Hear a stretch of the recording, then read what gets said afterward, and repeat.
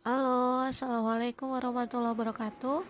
Teman-teman, apa kabarnya? Semoga teman-teman semuanya dalam kondisi senantiasa sehat dan dirahmati Allah Subhanahu wa Ta'ala.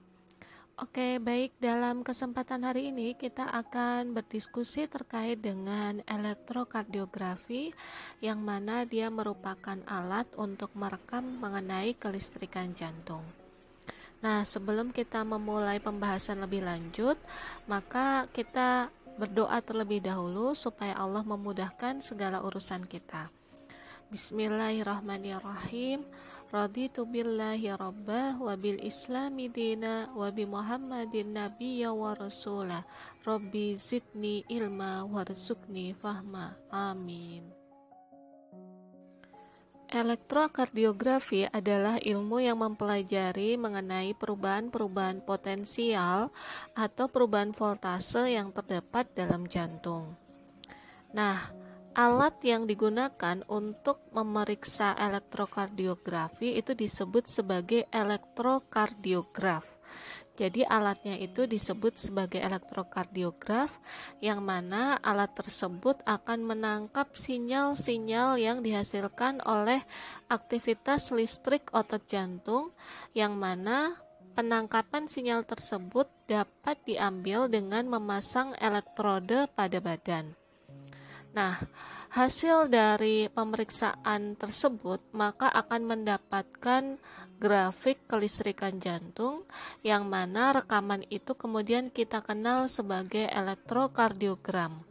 Sehingga elektrokardiogram itu merupakan rekaman aktivitas kelistrikan jantung yang ditimbulkan oleh sistem eksitasi atau rangsangan dan konduktif jantung.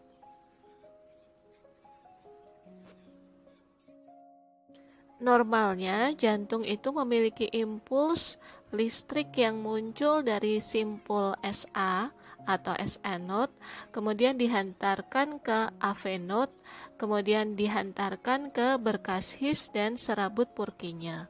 Perjalanan impuls ini yang direkam oleh EKG digunakan untuk menganalisis kelistrikan jantung dan mengetahui apakah jantung dalam kondisi normal atau tidak. Berikut ini adalah gambaran sistem konduksi jantung atau penjalaran impuls yang mengakibatkan adanya heart rate atau denyut jantung. Jadi dari SA node, teman-teman sambil lihat gambar di sebelah kanan ya. Dari SA node kemudian dia menghantarkan impuls ke AV node, kemudian impuls tersebut akan dihantarkan ke bundle His dan bundle branch, dan kemudian akan dijalarkan ke serabut-serabut Purkinje, yang mana lokasinya itu berada di sekitar apeks jantung. Berikutnya kita lihat tentang penjelasan dari konduksi jantung. Jadi SA node itu kepanjangan dari sinoatrial node, yang mana dia berada di batas atrium kanan dan vena cava superior. Nah, sel-sel di SA node ini bereaksi otomatis dan teratur dan mengeluarkan impuls berfrekuensi sekitar 60-100 kali per menit, yang itu akan menjalar ke atrium dan menyebabkan seluruh atrium terangsang. Nah, teman-teman harus ingat bahwa atrium itu adalah bagian jantung yang atas, sedangkan ventricle itu adalah bagian jantung yang bawah. Berikutnya ada AV node yang merupakan kepanjangan dari atrioventricular node, yang mana lokasinya itu berada di septum internodus sebelah kanan di atas katup trikuspid. Mungkin teman-teman bingung ya, karena kemarin kan kita hanya overview, dan untuk detail anatominya nanti akan dapat di semester 2. Nah, AV node ini akan mengeluarkan impuls berfrekuensi lebih rendah dari SA node, yang mana impuls tersebut itu dalam rentang sekitar 40 sampai 60 kali per menit. Apabila SA node itu rusak, maka impuls itu akan dikeluarkan oleh AV node. Berikutnya adalah berkasis. Di septum interventricular itu teman-teman bisa lihat ya, ada di tengah-tengah bagian atas. Nanti akan bercabang dua, yaitu bundle branch sebelah kiri dan bundle branch sebelah kanan. Nah, setelah melewati kedua cabang ini, maka nanti impuls listrik akan diteruskan ke cabang yang lebih kecil, yaitu serabut Purkinje. Nah, serabut Purkinje ini letaknya ada di ventricle, yang mana dari sel-sel ventricles impuls akan dialirkan ke sel-sel yang terdekat, sehingga mengakibatkan seluruh sel ventricle itu akan dirangsang. Nah, di ventricle tersebar sel-sel pacemaker yang secara otomatis akan mengeluarkan impuls berfrekuensi sehingga mengakibatkan hasil dari semua impuls listrik itu yang telah dihantarkan akan menghasilkan yang kita sebut sebagai denyut jantung. Bentuk dan interval gelombang EKG. Nah, teman-teman bisa lihat pada gambar di bagian sebelah kiri ada gelombang P, gelombang QRS, dan gelombang T. Nah, gelombang P itu merupakan depolarisasi dari atrium. Masih ingat kan teman-teman apa makna dari depolarisasi? Ya, betul. Depolarisasi itu adalah di mana sel itu menjadi lebih positif di bagian dalam dan di bagian luar sel itu akan lebih bermuatan negatif. Kemudian gelombang QRS itu merupakan depolarisasi dari ventricle dan gelombang T itu merupakan repolarisasi dari ventricle. Repolarisasi masih ingat juga ya, artinya repolarisasi yaitu sel setelah mengalami depolarisasi maka dia akan kembali di dalamnya itu menjadi lebih negatif atau dikatakan sel itu menjadi istirahat. Nah, berikutnya gambaran dari elektrokardiogram yaitu gelombang P itu dia biasanya akan melengkung ke atas tetapi gelombangnya itu kecil. Hal ini disebabkan karena otot atrium itu tipis. Sedangkan kalau gelombang QRS itu dia biasanya akan menghasilkan gelombang yang cukup tinggi. Hal ini disebabkan otot-otot di ventricle itu cukup tebal. Nah, lamanya dari gelombang QRS itu biasanya 0,04 sampai 0,12 detik. Sedangkan untuk gelombang T itu kan gelombang di mana menunjukkan fase istirahatnya dari ventricle atau repolarisasi ventricle. Nah, gelombang ini biasanya tingginya itu lebih tinggi dari gelombang P dan melengkung normalnya lengkungannya ke atas. Apabila nanti teman-teman dapatkan hasil rekaman seorang pasien elektrokardiogramnya itu menunjukkan bahwa gelombang T-nya itu melengkung ke bawah. Nah, itu bisa mengindikasikan ada something wrong di dalam sel-sel di jantungnya. Nah, teman-teman nanti bisa lihat kalau misalnya mengerjakan lembar kerja praktikum itu kan ada perintah untuk menghitung gelombang PR, menghitung interval PR, menghitung interval ST dan lainnya. Nah, sebenarnya apa sih interval PR? Nah, sambil dilihat di gambar sebelah kanan ya teman-teman. Jadi, interval PR itu adalah dihitung dari permukaan gelombang P sampai awal permukaan gelombang QRS. Nah, itu nanti ditarik garis, kemudian dihitung. Cara menghitungnya nanti kita jelaskan di belakang. Nah, interval normal dari PR itu sekitar 0,12 sampai 0,2 detik. Apabila ada perpanjangan interval PR itu akan menunjukkan bahwa adanya gangguan hantaran impuls atau ada blok di jantungnya di tingkat pertama.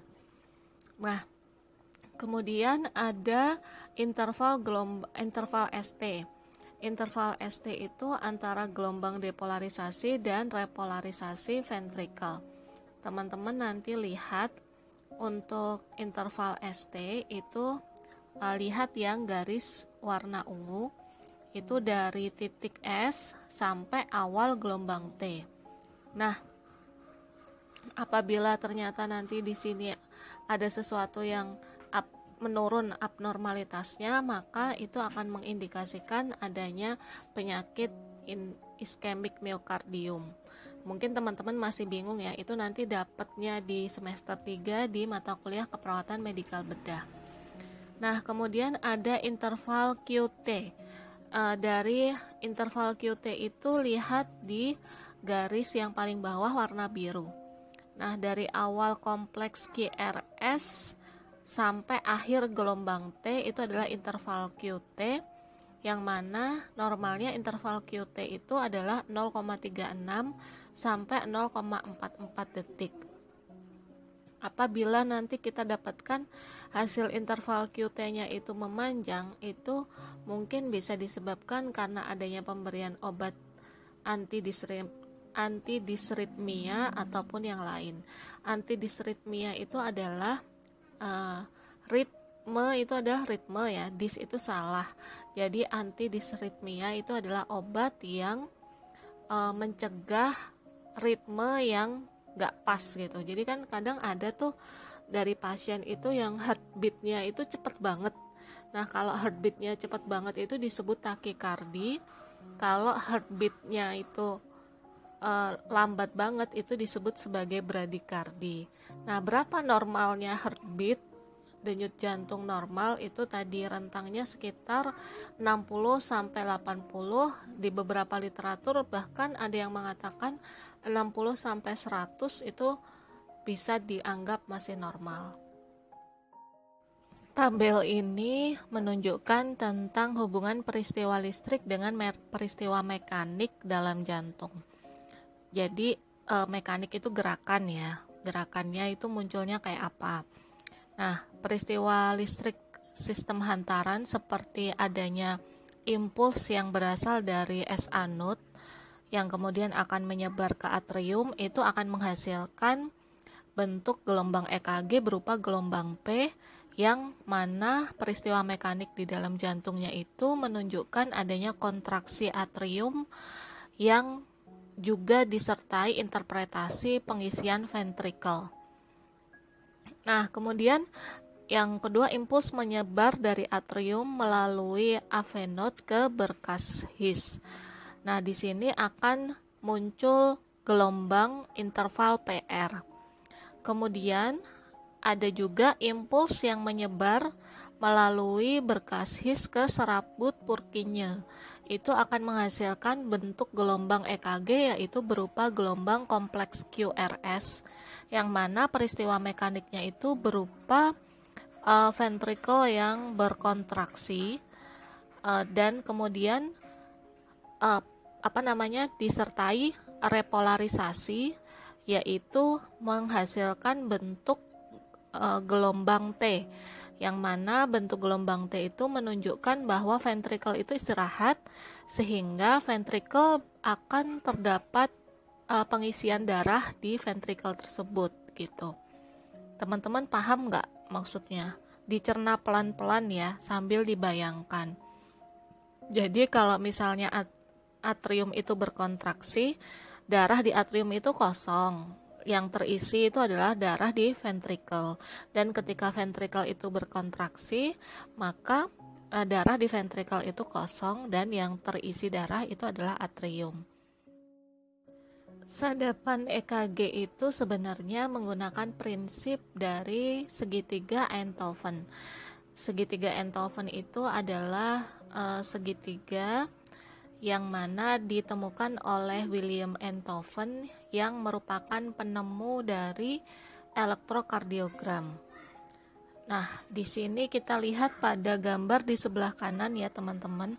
Di situ kan ada gambar kayak segitiga gitu kan. Kemudian ada sandapan yang nanti kita lihat lead 1, lead 2, dan lead 3. Jadi lead 1 itu dia akan mengukur kelistrikan dari lengan sebelah kanan ke lengan sebelah kiri, di mana ini menggunakan prinsip dua titik yang bipolar, satunya kutub negatif dan satunya adalah kutub positif. Dalam hal ini right arm atau lengan kanan itu dia akan diberikan kutub yang negatif. Kemudian setelah itu lead 2 itu dia menghubungkan kelistrikan listrik antara right arm lengan kanan dan kaki kiri. Nah, kemudian yang kaki kiri dan lengan kiri, kaki kiri dan lengan kiri itu akan menghasilkan rekaman jantung yang disebut sebagai lead 3. Nanti teman-teman akan ngelihat gambarannya. Oh iya, teman-teman bisa lihat ya di gambar itu bahwa yang muatannya positif semua itu adalah kaki kiri, dan yang dia memiliki dua muatan positif dan negatif itu adalah lengan kiri. Berikutnya adalah sadapan pada anggota badan yang nanti hasil rekamannya diberi inisial AVR, AVL, dan AVF. Nah, hal ini digunakan untuk mengukur potensial listrik dari elektroda positif pada ekstremitas. Ekstremitas itu anggota gerak tubuh. Terdapat 3 sandapan anggota tubuh yang diperbesar. Jadi dari segitiga Enthoven itu diperbesar. Nah, AVR itu mencatat kelistrikan di lengan kanan, AVL itu mencatat di lengan kiri, dan AVF itu mencatat di tungkai kiri. Teman-teman sambil ngelihat gambar di sebelah kanan ya. Berikutnya ada sadapan prekordial atau pada dada yang nanti pada elektrokardiogram itu diberi simbol V1 sampai dengan V6. Nah, sadapan V1 sampai V6 itu termasuk sadapan unipolar. Jadi kita recall lagi apa yang tadi kita sudah dengerin, bahwa sadapan unipolar itu dari mulai AVR sampai AVF dan V1 sampai V6. Adapun untuk sadapan yang bipolar itu adalah dari lead 1 sampai dengan lead 3. Nah, V1 sampai V6 itu mencatat potensial listrik dari dinding dada anterior atau prekordium, yang mana di sini akan kita lihat di gambar sebelah kanan. V1 sampai V6 itu sadapannya itu diletakkan pada intrakosta keempat. Nah, nanti ada petunjuk pemasangannya pada slide berikutnya. Nah, pada gambaran jantung kita bisa lihat bahwa sebenarnya dari elektrokardiogram itu dia akan menggambarkan kondisi jantung baik dari bagian depan, bagian samping, dan bagian bawah jantung. Jadi kayak bagian samping itu rekaman yang kita lihat itu adalah pada lead 1, AVL, V5, dan V6. Sedangkan pada bagian depan jantung itu adalah V2, V3, dan V4, sedangkan bagian bawah jantung itu kita lihat pada rekaman sadapan lead 2, lead 3, dan AVF. Oke, sebenarnya apa sih pemeriksaan EKG itu tujuannya buat apa? Jadi tujuannya ada beberapa. Yang pertama adalah untuk mengetahui apakah ada kelainan irama jantung dan kelainan pada otot jantung. Yang kedua adalah untuk mengetahui pengaruh atau efek obat-obatan jantung. Yang ketiga adalah untuk mengetahui adanya gangguan-gangguan elektrolit. Yang ketiga, untuk memperkirakan adanya pembesaran jantung atau hipertrofi atrium dan ventrikel, serta yang kelima adalah digunakan untuk menilai fungsi pacemaker atau pacu jantung. Indikasi pemeriksaan EKG itu pada pasien-pasien yang dia memiliki riwayat gangguan jantung, kemudian berguna untuk menegakkan diagnosa apabila diduga ada kelainan jantung, serta utamanya untuk pasien dengan usia yang lebih dari 60 tahun. Apa saja alat dan bahan yang kita perlukan untuk pemeriksaan EKG? Yang pertama adalah tentu saja mesin EKG, yang mana mesin ini nanti dilengkapi oleh 3 kabel. Teman-teman nanti bisa lihat gambarannya pada video yang sudah saya unggah di YouTube, yang mana menceritakan tentang pemasangan elektrokardiografi. Kemudian kabel itu terdiri dari 3 buah ya. Yang satu kabel itu untuk listrik atau power, kemudian satu kabel untuk ground, dan satu kabel lagi untuk pasien. Yang mana satu kabel yang untuk pasien ini terdiri dari 10 cabang dan diberi tanda serta diberi warna. Nah, kemudian ada plat elektrode.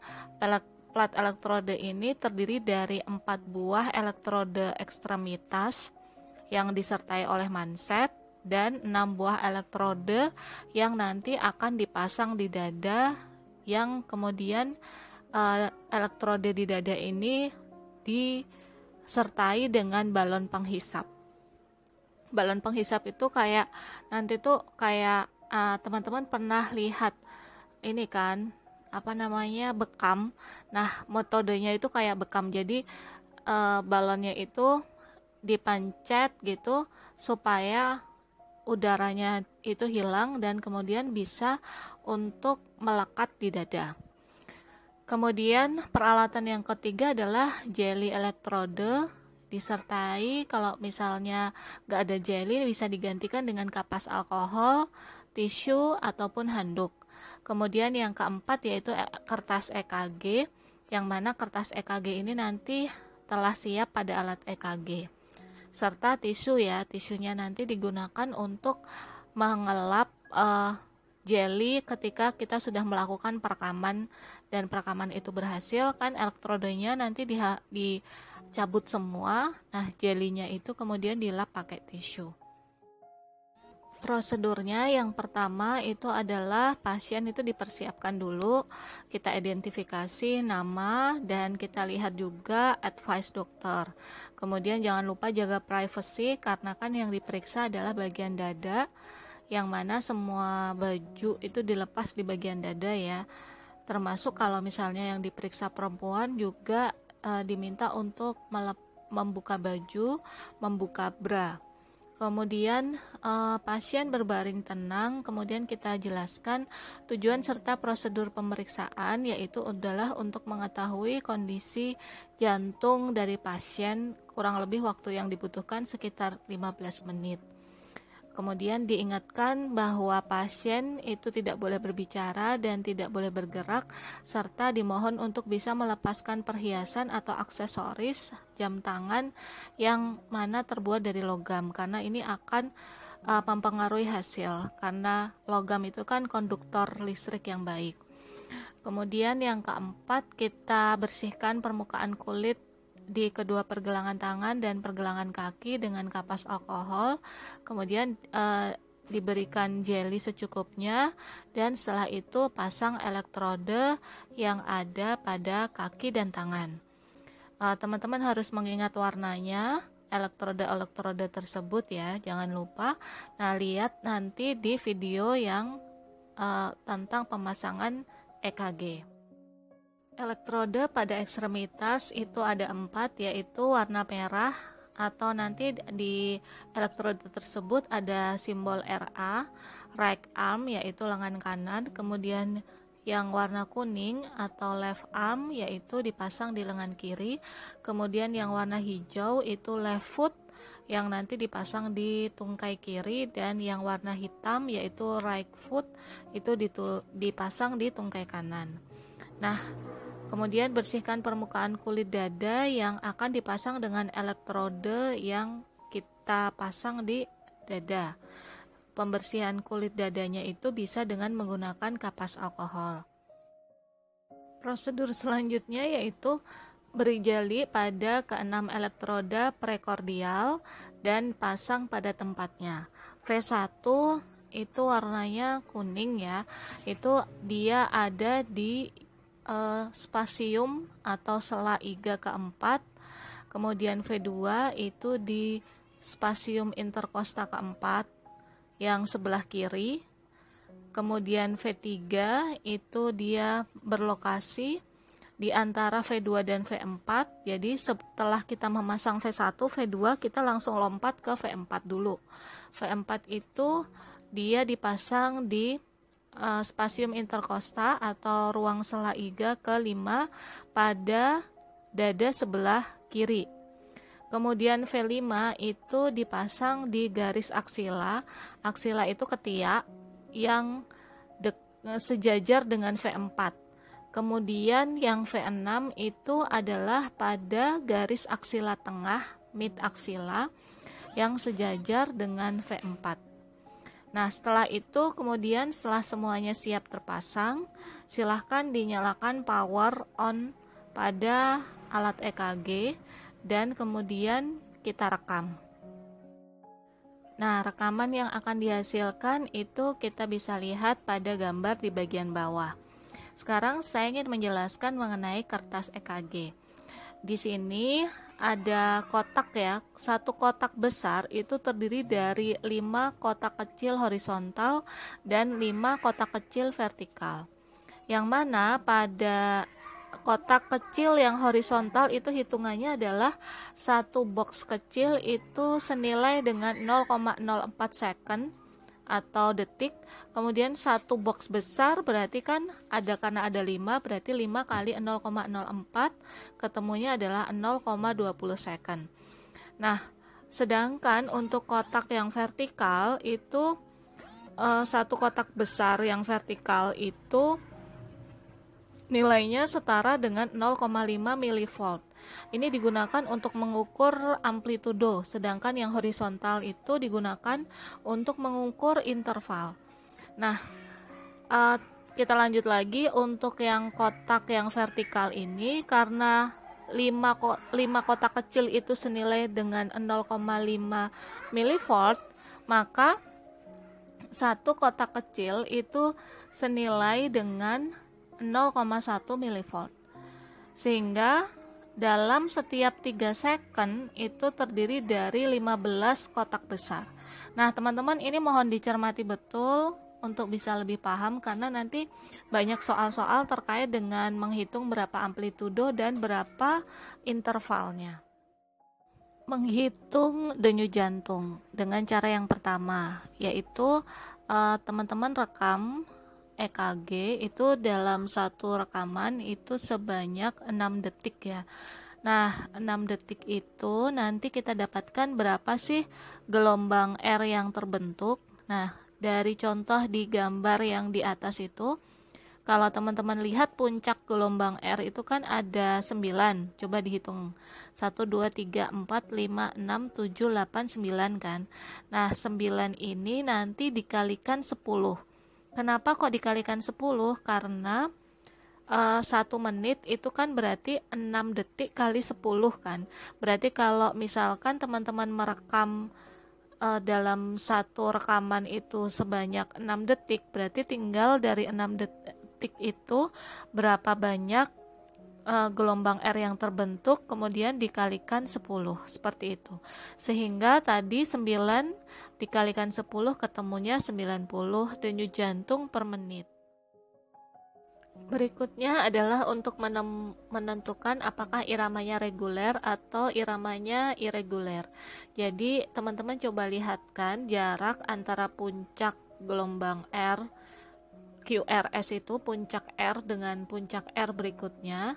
Teman-teman bisa lihat dengan menggunakan penggaris atau bisa dihitung melalui kotak-kotak kecil yang ada di yang menjadi dasar dari elektrokardiogram. Itu apakah jaraknya sama atau tidak? Apakah jaraknya itu teratur atau tidak teratur? Nah, kalau jaraknya sama berarti dia memiliki irama yang teratur, tetapi kalau jaraknya tidak sama itu berarti memiliki irama yang tidak teratur. Yang berikutnya adalah menentukan interval PR. Teman-teman bisa lihat, jadi dari gelombang elektrokardiogram itu teman-teman kasih tuh gelombangnya PQRST.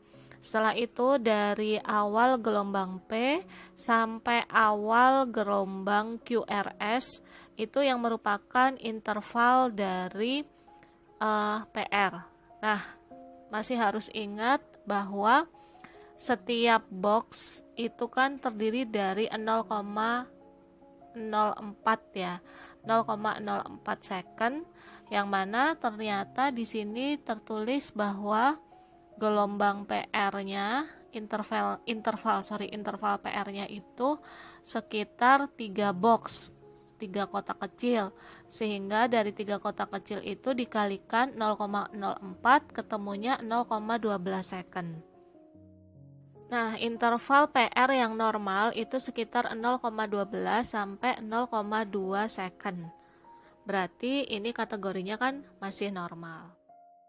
Kemudian kita menghitung durasi dari QRS. Nah, teman-teman bisa lihat gelombang yang tinggi itu kan QRS. Jadi dari awal gelombang QRS sampai akhir gelombang QRS. Nah, itu dihitung secara horizontal. Pada gambar tersebut itu didapatkan jaraknya adalah 2 kotak kecil. Masih ingat kan, 1 kotak kecil horizontal itu setara dengan 0,04 second. Sehingga tinggal dikalikan saja 2 kali 0,04 ketemunya adalah 0,08 second. Nah, durasi QRS itu masih dianggap normal apabila pada rentang 0,04 sampai 0,12 second. Sebuah gelombang EKG dikatakan normal apabila heart rate-nya itu antara 90 sampai 95 kali per menit, kemudian iramanya itu reguler, kemudian gelombang P-nya itu normal melengkung ke atas, dan gelombang P-nya itu lebih kecil dari gelombang T. Kemudian PR interval itu jaraknya sekitar 0,12 second, dan QRS itu durasinya adalah 0,08 second. Apabila ke semua syarat itu dipenuhi, maka dia termasuk sebagai irama normal sinus rhythm atau memiliki irama jantung yang normal. Berikutnya, teman-teman harus lihat dan kenali gelombang normal EKG dalam tiap sadapan. Jadi lead 1 itu bentuknya kayak begini ya. Kita lihat T-nya itu gelombangnya tinggi tapi nggak pernah setinggi dari kompleks QRS, dan selalu pasti lebih tinggi dari gelombang P. Kemudian lead 2, lihat juga ukuran gelombangnya berbeda. Lead 3, kemudian teman-teman perlu lihat juga untuk lead AVR dan lead AVL itu gelombang QRS-nya terbalik dan itu normal. Juga begitu juga dengan lead V1 dan V2 itu kita lihat bahwa gelombang yang S itu sampai bawah banget gitu, dan itu normal. Jadi teman-teman perlu kenali aja lah bentuk-bentuk gelombangnya, jadi biar nggak kagetan ketika ngelihat gelombangnya, kok ini kok kayak begini, kok ini kayak begitu gitu. Kita lihat dulu ini lead berapa. Emang bentuknya itu setiap lead itu berbeda-beda gitu. Oke teman-teman, kayaknya itu dulu yang bisa saya bagi dalam kesempatan kali ini. Semoga bermanfaat. Jangan lupa dikerjakan tugas untuk interpretasi EKG-nya. Nanti lihat di lembar kerja. Nanti kita berikan lembar kerja di e-learning dan teman-teman silahkan mengerjakan. Terima kasih atas atensinya.